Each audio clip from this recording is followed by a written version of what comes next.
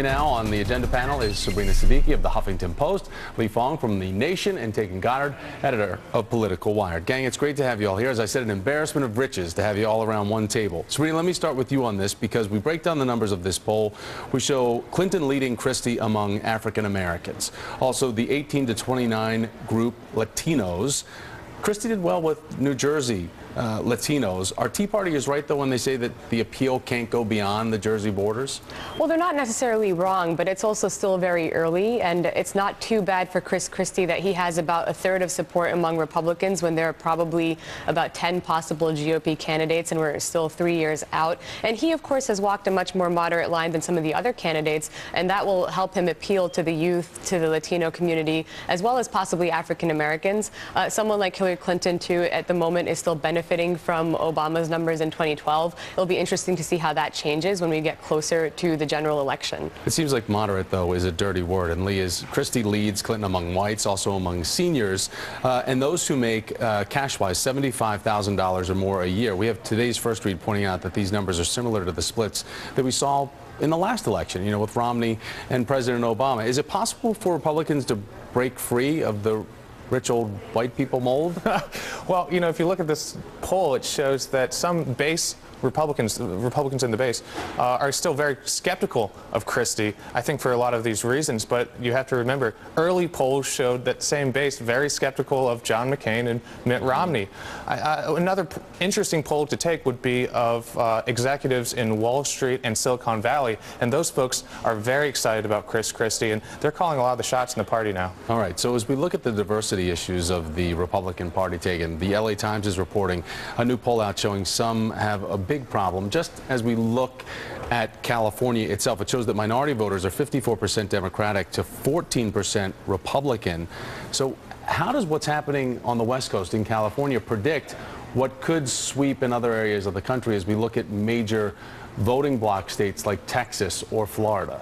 No, it's a very interesting poll, and California is almost a microcosm of what's happening nationally, at least demographically. And so when you look at these various voting blocks, and the reason we're talking about this 3 years early really is you look at the Republican Party and you see a situation where it's impossible to figure out who could possibly unify a Republican Party with demographics that are moving against them so quickly. And this is this poll that came out in California today really shows how difficult that challenge is for any one person.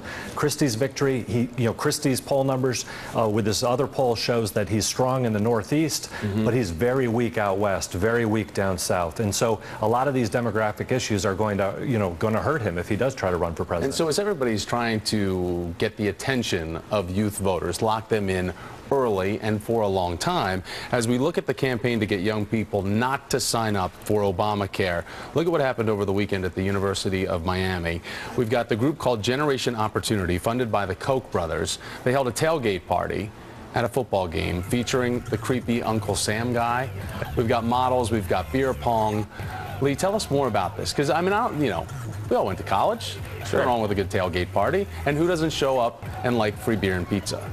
But there's a more sinister agenda going on here that's more political than teaching these kids how you can score a free slice. Sure. If you look at these events, they look a lot like a Miley Cyrus music video. The Koch brothers are going cleaner out. Than that, Lee. Cleaner than that. Yeah. But this is the same thing the Koch brothers have done for the last 20 years. They've got an agenda, and they're using different public relations tactics to get people on their side. A couple years ago, they went out and had a festival, giving out free barbecue to senior citizens to get them to call their senator and oppose environmental regulations. So this is the same type of thing, except on another level. They're trying to win the hearts and minds of young people so that they can sabotage health reform, get these young people not to sign up in the exchanges. And at the end of the day, it's very dangerous, because if these young people don't have health insurance and they get sick, they're going to have a lot of debt.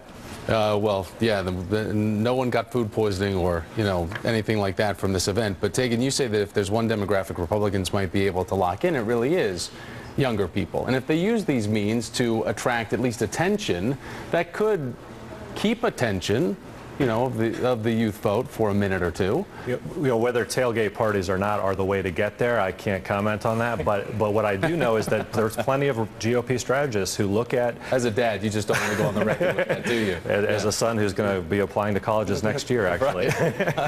But if you look at the demographic groups, national Republican strategists, they don't see much hope among Latino voters. They don't see much hope among gay Americans, but they do see younger voters after an incredibly weak economy of 6-7 years of possibly being able to pick these people off in 2016. And so you will see a variety of strategies, and tailgate parties are just one of them. All right, so I want to show everybody what the RNC sent out. It's the I'm Obamacare ads that they released. Take a peek at this.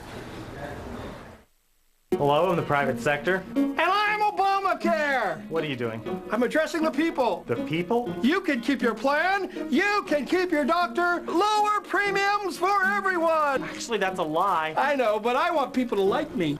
That's not the Toronto mayor either. The RNC says it's going to target young Americans with YouTube ads in college, channels like ESPN, Comedy Central. Serena, that's a good way to at least find the audience, the youth audience, and whether or not you're going to grab their eye is another message or another thing. It is a good way. I think the bigger problem, as opposed to these ads for the Obama administration, is they don't have a fully functioning website still, and that is the primary way that younger people would sign up for the healthcare exchanges. What Republicans aren't saying is this so-called injustice where the young and healthy are paying more already exists in corporate America. A lot of young people, the majority of young people, get their insurance from their employers, and they pay the same premiums that their much older colleagues who require more healthcare services pay. And that's what Republicans are kind of leaving out in their argument because, of course, as we've said, this is highly political and another attempt to appeal to the youth as well as make sure that Obamacare doesn't succeed. All right, gang. Thanks so much, Sabrina Siddiqui.